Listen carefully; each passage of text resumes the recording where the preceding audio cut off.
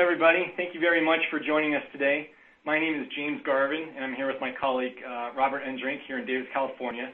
And we're here today because we want to share with you a marketing research method that is scientifically proven to better identify what your customers really want and, of course, what they're ultimately willing to pay for new products. Just a couple of ground rules. If you have any questions during the presentation, please feel free to enter them into the chat box. Those questions will only be sent to us, and we will address those questions at the end of the presentation. Also, at the end of the presentation, we will open up the conference line so that we can speak, and you can also ask questions verbally. But with that said, we want to respect your time today and keep the webinar to 30 minutes, so let's go ahead and get started. So we know that marketing research isn't sexy. It's not our job to make it sexy, but it is our job to make it impactful. And today, we want to show you how to make your marketing research more impactful with this webinar. And for marketers, it's all about selling the right product at the right price, which, as we all know, it's a lot easier said than done. But when you try to build the right product at the right price, there are often 4 key questions that you need to answer. One is, how do you determine which product features are truly the most important? How do you know and evaluate how your potential new product is going to compete against the competition? Third is, how do you identify which features can command the greatest price premium? And 4, how do you find the optimal price for your products or services?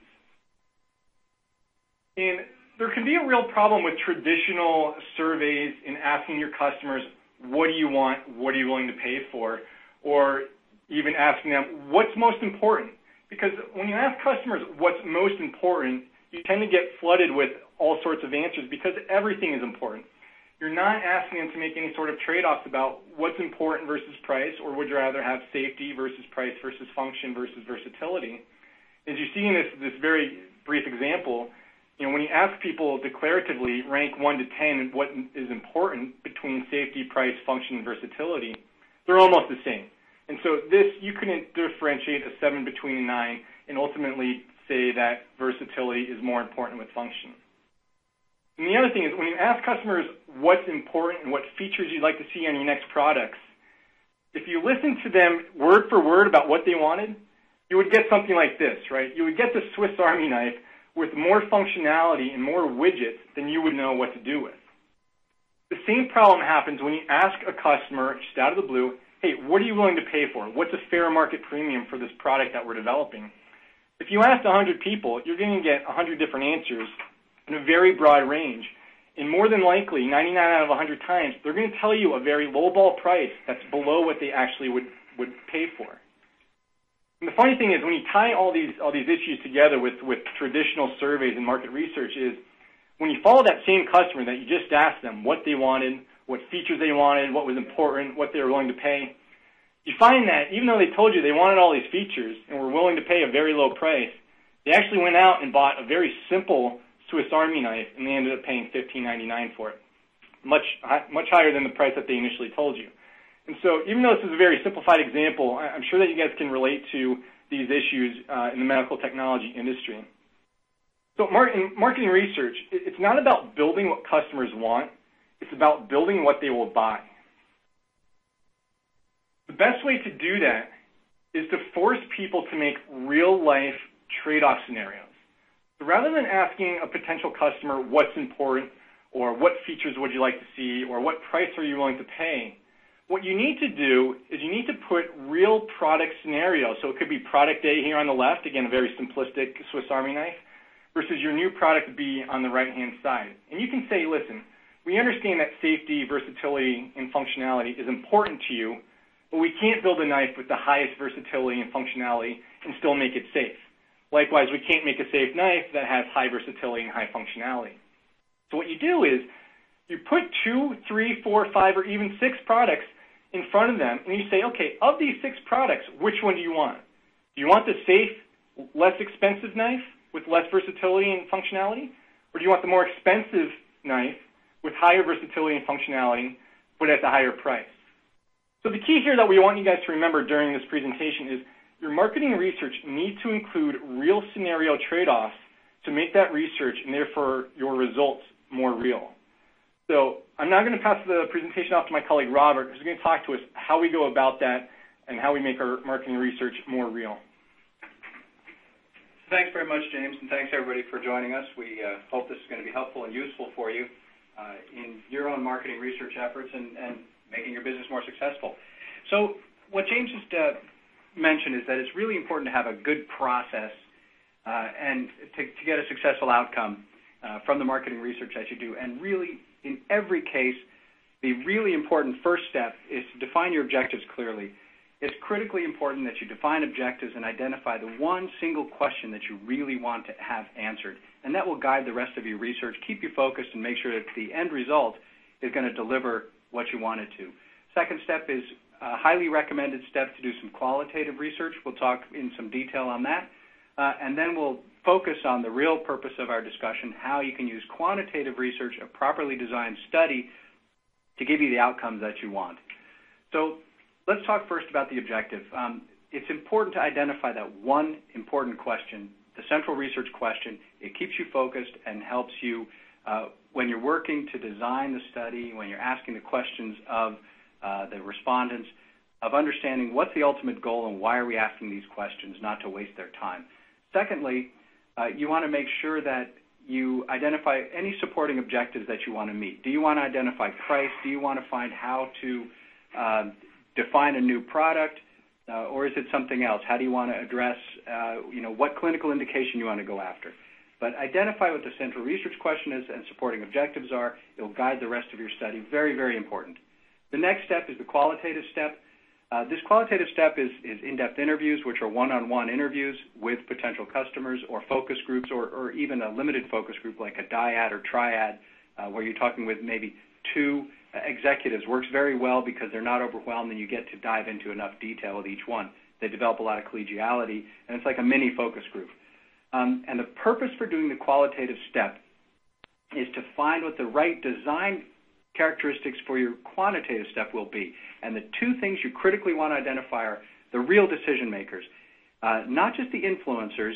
You do want to understand how they impact it, but what you really want to do is home in on what's the decision-making process and who are the respondents you want to talk to that will make the decision to buy your product or a competitive product or nothing at all. So is it really the physician that makes the decision, or is it the CFO, or is it a value analysis committee, and who sits on that committee?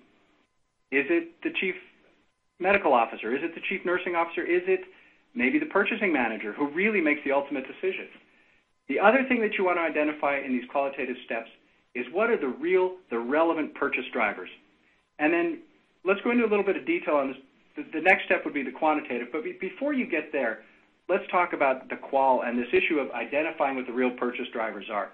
You can't read what's on the bullet points on this screen because usually what you find is that, as James pointed out, when you ask people what's important, they'll tell you everything. They want all kinds of stuff. What's really important. They'll tell you everything. You get a huge list, but what you really want to do in your qualitative step is to narrow down all those things that are important to what are the real differentiating characteristics and what's really driving the decision. And what you end up with from this whole host is maybe 4 to 8 attributes typically. For the case study that we're going to look at, it turned out that there were 7 attributes: brand and price, device design, durability, removability. This was an implantable device that could be placed short-term or permanently. Then the procedure type and the migration rate of the device. Those were the things that we learned in the qualitative steps really defined the purchase decision. It's important to do that step because then you can make your survey focused and meaningful. So let's talk about the survey now, the quantitative step. What you want to do here is do a survey so that the end result allows you to understand the quantifiable effects of the things that you as a marketing or sales or product manager can manage. The product, different changes to the product, changes to your promotional plans, the placement, and the price. Porter's 4 Ps, of course. And you want to understand what's the impact of making changes here, and that's the goal that you're looking to meet. For the 4 questions you wanted to answer, let's start with how do you design the survey. Critically important that you design the survey, and the technique that we tend to use for this is called conjoint analysis. It's a trade-off-based, real-world decision-making process. As James mentioned, when you ask people what they want declaratively, they want everything. But in this case,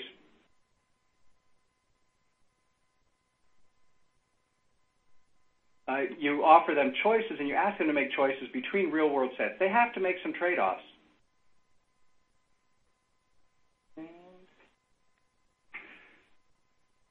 So what we offer them is three choices. In this case, vertically, they're asked to choose between three different product sets. Each of these product sets is defined by levels of each attribute. So, for instance, this first set, the malignant plastic product offered by brand U.S. company brand 1, removable within 3 months, it's fast without thinning, is compared against another product for a benign indication that's a metal device, and so on down the list. It costs $3,600.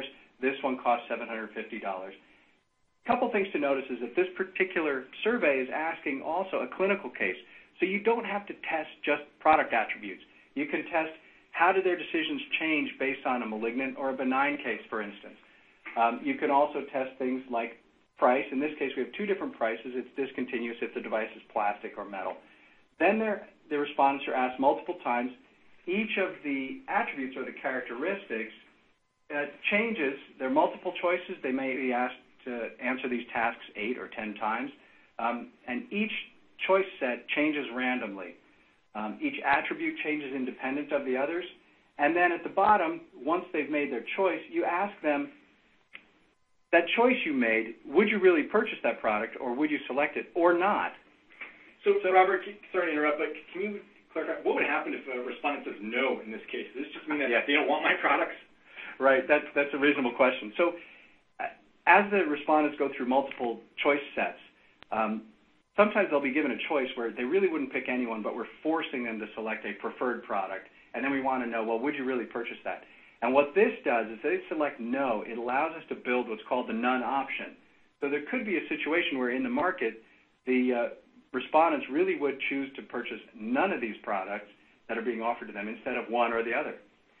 So it's also used when we do the analysis. And truth is, by offering this none option, we find that the results are closer to actual market share than you would find if you don't offer that option. So you can also ask, instead of just saying, would you purchase this or not, you can ask a none option like, of the choices offered, would you use this, say, new technique? Would you use this device in a new minimally invasive procedure, or would you continue to use your current open procedure? Same type of thing. By offering that none option, you come closer to market share and get more relevant information. So once the respondents take all the surveys and you've identified the correct people to take the survey, you've identified the correct markets, the quantitative analysis team processes the data. Now, this doesn't really start after the survey is done. It actually occurs during the survey, monitoring, fielding, making sure that the right people are taking it. At some point, you close certain groups from continuing to take the survey. You want to identify which groups you want to have taking the survey and how you want to distribute that. Then once the survey is closed and all the data is available, typically this is the type of data most people expect to see out of marketing research. You get bar charts, you get line charts, and they're useful.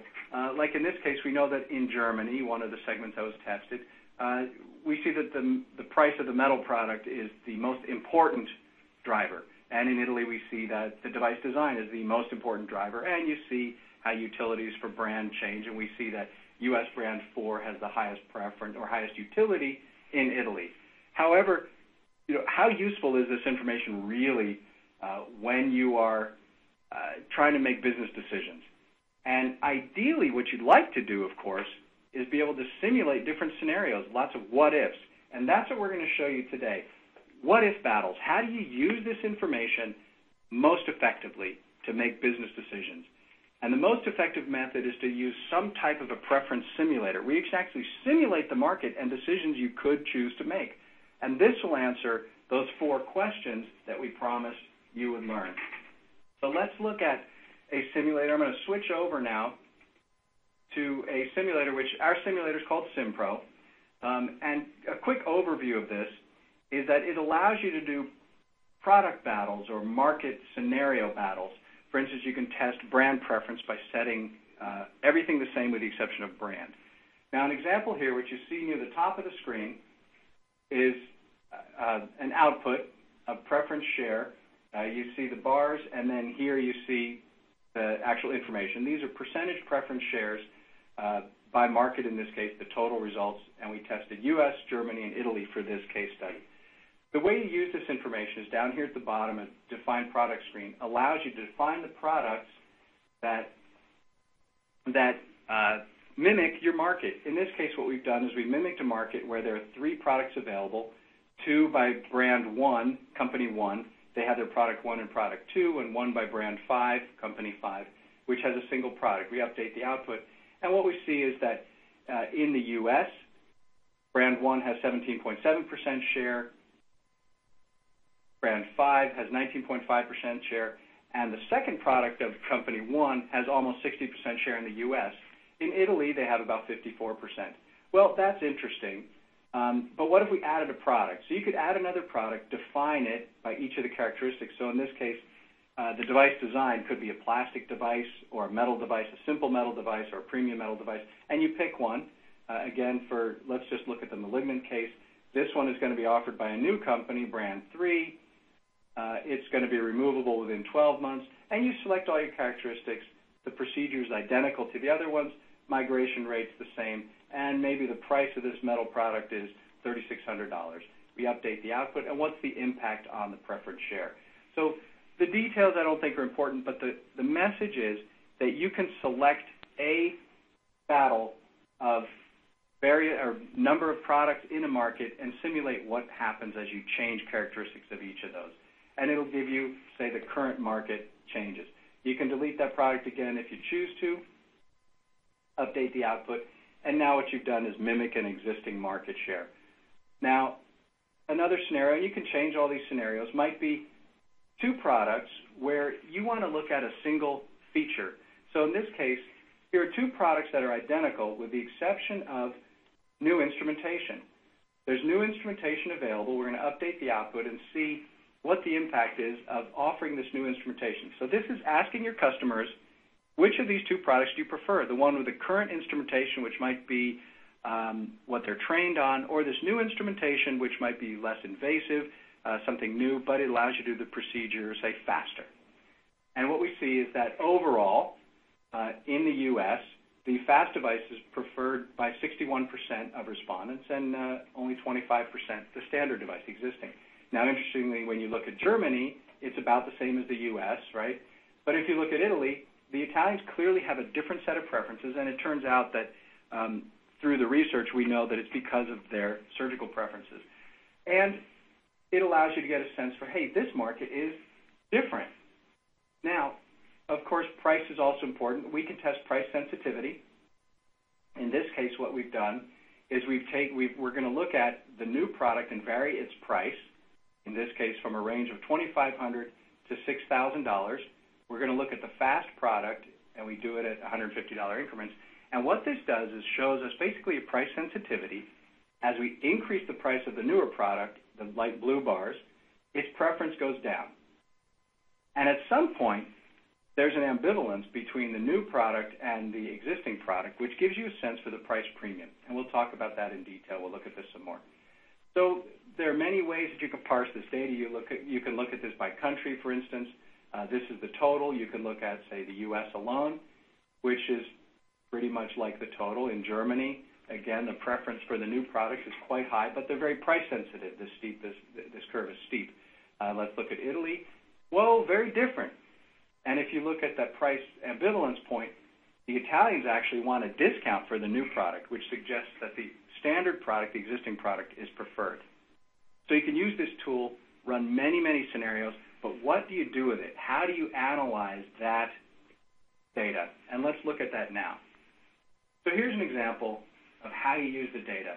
This is looking at the existing market, and I'm going to try to pull up the marker again,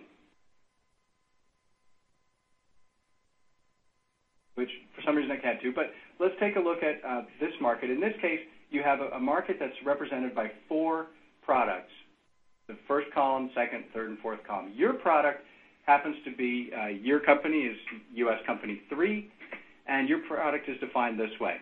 So what we're doing now is modeling a current market scenario. We run the modeler, and your product has preference in Germany of about 3.3%, and in Italy of 21.6%.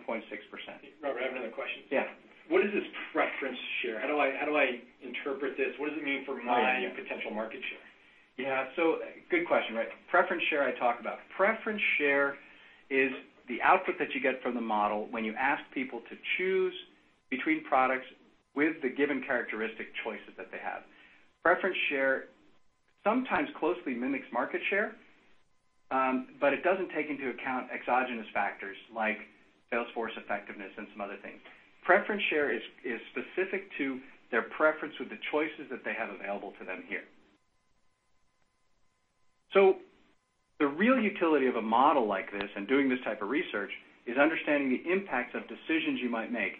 Here you're looking at a situation where your product has only 3.3% preference share in Germany and 21.6% in Italy. Not really great. Not bad in Italy. But what can you do? So let's look at some of the levers you can push. What if you could introduce this new product, the one with the faster technology, the new instrumentation that your engineering team has already designed, is already in the market in the U.S. What if we introduce it in Europe? And, by the way, there's new market research that suggests that one of your competitors, or new clinical research, that suggests that the migration rate of one of your competitors is a little higher than was expected for these types of products. So what if you start a promotional campaign to communicate that recent clinical data? What's the impact? So here's how you do it. You model in a simulator like Simpro. This is your product, and you model now, instead of using the standard instrumentation, you model the fast instrumentation that you introduce, and your new marketing material highlighting the clinical data, which would communicate to people and inform them that the migration rate of this device by US 1 is actually double or almost or triple what is expected.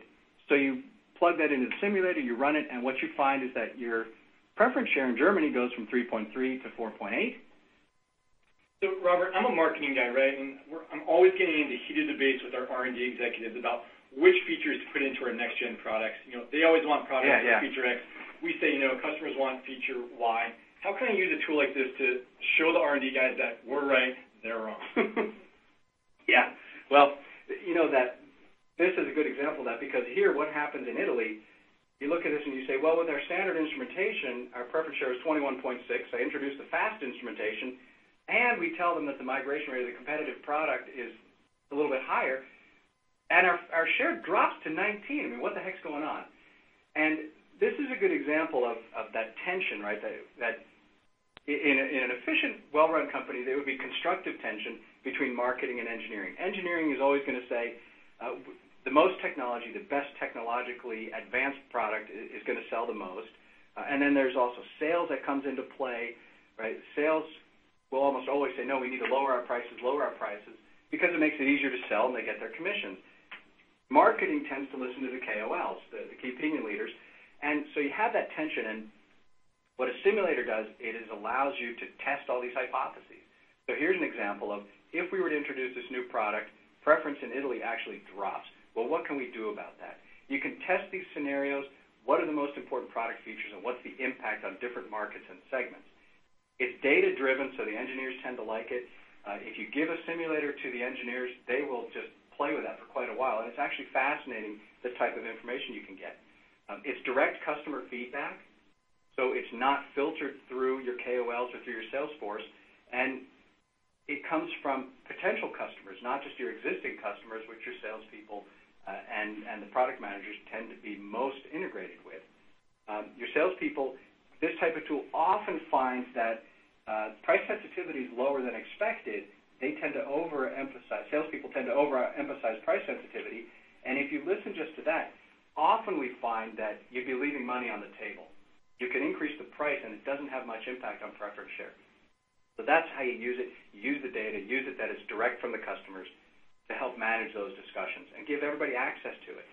Now, getting back to our case study, what can you do about this? What if you pull a different lever as a marketing, sales, or business manager? What if you change your product launch plan and consider maintaining the legacy product in some markets, those like Italy in this case, that may not be receptive to that, and you introduce the new product only in receptive countries? So what does that mean? That means let's try a two-product strategy. And what's the output of that? Your product now you're going to offer two. One, the standard device and the new rapid instruments in the two different markets. And what happens? In Italy, your share goes from 19 to 23, almost 23%, if you leave the standard instruments there. Germany's still low. And you offer the rapid instruments, the new instruments in Germany, and your share goes from 3.3 to 4.8. So what you've done is you've mitigated the downside of introducing the new products across all your markets. And it doesn't cost you anything generally to leave the legacy product in a market. It does cost you to introduce the new product. So you've really gotten a double whammy benefit from making this decision. You mitigate the downside of introducing a new product, and maybe it helps with your rollout plan. So there's one option. But truth is, 4.8% preference share in Germany is still really pretty pathetic. It's not great. And 22%, not bad, but the improvement's only 3% in preference share. So, not a great improvement. What other levers can we push? What about product placement? One of the things you can test with a simulator, if you've designed your study right, is product placement. What if you consider an alternate sales channel? So brand can be used as an alternate sales channel. In this case, the manufacturer sometimes licenses its product. And it happened that one of their competitors in Europe had a product hole in their product offerings. And that competitor, it turns out, happened to have very high brand recognition. So what if you changed your sales channel from the independent reps you have in Europe to licensing your product to U.S. Company 4, so that the branding on your product is now associated with Company 4. And you continue with your promotional material that tells the latest clinical data, and you choose a two-product strategy. What's the impact now? Well, you model this, and wham! All of a sudden, you are the preference leader in Italy. You got up to 40.6% preference share. That's a huge jump. It more than doubles your preference share. And you have an improvement in Germany from 3.3 to 13.4%. That's a huge improvement. I mean, that's almost it's a fourfold improvement. Still not great, but you get a sense for what your potential is in Germany, and is it really worth going into that market or not and putting energy into that market? Question you need to ask, but now you've got some data to use. So, Robert, can you explain, how can I use it? Let's say, hypothetically, we're trying to enter a new market with our products. Well, let's just say it's Brazil, right? Because Brazil's the hottest thing since sliced bread these days. How can I use this to help our marketing team and business managers decide, do we go into market with our own products, our own brand? Do we buy a competitor and push our products into their product portfolio if they have brand presence there? How can it help us do that? Yeah, so good question. There are a number of things that you can test when going into a new market, and we've done studies like this where a manufacturer or vendor specifically has that question. And you can test things like, do you go with a local market product or your own? Do you introduce your own product, or do you use one of the homegrown products? You can test the preference. You can poll people in that country, say Brazil, and find out what their preference is for that product or yours if you were to go into the market. You can also test the brand preference for a local distributor that you could work through, or maybe you set up your own distributor. You could test that. What if the product was sold by Company X? You can also test, what if you set up your own, what if you purchased an existing company or a local competitor and added your product portfolio to theirs, maintaining their brand? So if you set up the study right, you can simulate all those things, and these huge decisions that can have multi-million or billion-dollar impacts, at least you could test them with a preference simulator and get a sense of what the impact would be and how significant that impact would be. Great question. So how do you optimize your product price is one of the questions that we touched on when we looked at the simulator. There are two ways to do this. One is to identify the price of preference and difference, which we touched on in the simulator, and that was this chart. This chart shows that as you increase the price of what you believe is your premium product, the preference share goes down. So the light blue is your premium product. The price, of course, the preference decreases with increasing price, but you can identify, compared to the standard product, where the preference for the two is ambivalent. At what price, right? If something gets more expensive, the desirability goes down. So in this case, that point occurs at about $800. And since the base product is $3,600, what this suggests and what this is telling you is that there is a potential price premium of about 20% for the new product. So that's one way to do it. Another way is to look at the preference-adjusted revenue. So what we do here is the price range for the preference-maximized revenue is an appropriate price range for you to consider pricing your product. In Italy, in this case, in Italy and Germany, it happens to be about at the same point, somewhere in that $3,200 to $4,000 price range. So one thing to consider is that these prices, they maximize preference-weighted revenue, but in real life, there are other factors that impact preference. So, Robert, if I look at this correctly, right, it looks like in Italy, I can get 2 times more revenue than I can in Germany. And it looks like I can maximize my revenue if I price my products at around $3,500. Is that accurate? No, actually it's not. What this is it's purely the output of the data that suggests, and you have to look at each market independently. So in this case, Italy, what you're looking at is where is the preference times price maximized, and that occurs at the top of that curve. In Germany, it occurs somewhere in that $3,500 to $4,000 range. Keep in mind that this model is not calibrated to market. For instance, it doesn't capture what's the overall size of the market. The German market is significantly bigger than Italy, so it's not a total revenue that you can get, but it suggests, relatively speaking to other prices, in this price range is where you're going to maximize your revenue in that market. It doesn't capture market size or TAM, but Conjoint can be very accurate if you use it as a relative measure. So the corollary to your question is, since the preference model does not take into account, the effectiveness of your sales force, it doesn't take into account marketing effectiveness or how much you're spending on advertising or regulatory reimbursement rulings, how do I get beyond price sensitivity? How do I predict revenue, profit, and market share? And that's something that really gets beyond preference modeling, and you need to get into market modeling. And the way to do that is that you need to get market-calibrated data. You basically use a preference modeler, but you add to it with market-calibrated data, which means previous few years, 3 to 5 years, sales revenue for you and your competitors, pricing changes, advertising spend, a lot of market-relevant data that allows you to calibrate this model based on real market sales and purchasing dynamics, maybe acquisitions and things like that. And then there's basically at a PhD level analysis that occurs, and then you can get a market model that can predict profit, revenue, market size for 3 to 5 years out in that horizon, and it can be very accurate. So you've just seen some tools to make well-informed business decisions, to answer your questions, understanding which product features are most important, evaluate how product competes against competition, which features command the greatest price premium, and finding that optimal price. Using your 4 Ps, the product, price, promotion, and placement, as your levers. Product can be a service. It doesn't have to be a product per se. Price could be a price or a pricing plan, buying or leasing, payment plans. Promotion can be information or brand. If you design the study right, you can get a tremendous amount of really useful information. Now, out of this presentation, we hope you remember 3 important things. Number 1, declarative surveys can mislead. If I ask you how important is a steering wheel in your car, you're going to tell me it's extremely important, but it's not going to influence the decision of which car you buy.